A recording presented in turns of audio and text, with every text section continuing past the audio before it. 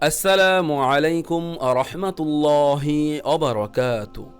সুপ্রিয় দর্শক ও শ্রোতা মণ্ডলী, আশা করি সকলেই মহান আল্লাহ তাআলার অশেষ রহমতে ভালো আছেন।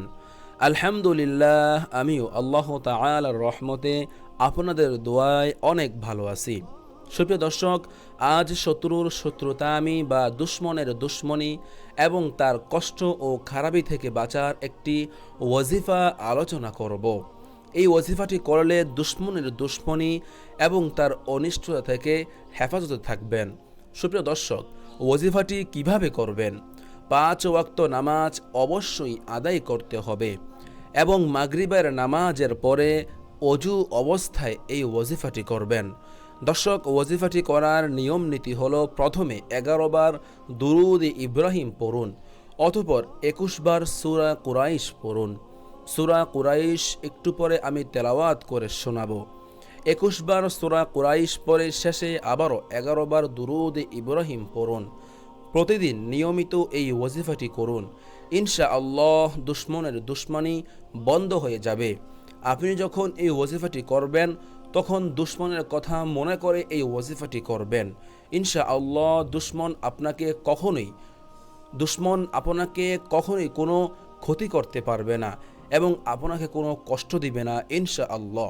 দর্শক, আমি আপনাদের সুবিধার্থে সূরাতুল কুরাইশ একবার তেলাওয়াত করে শোনাচ্ছি।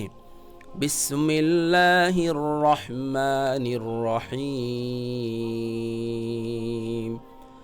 লিইলাফি কুরাইশ إيلافهم رحلة الشتاء والصيف فليعبدوا رب هذا البيت الذي أطعمهم من جوع وآمنهم من خوف।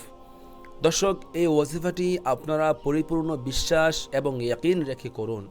ইনশাআল্লাহ এই ওয়াজিফাটি যদি আপনারা নিয়মিত 7 দিন অথবা 10 দিন করতে পারেন, ইনশাআল্লাহ আল্লাহ পাক রব্বুল আলামিন আপনাকে দুশ্মনের দুশ্মনী এবং শত্রুর খারাপি থেকে সর্ব অবস্থায় রক্ষা করবেন।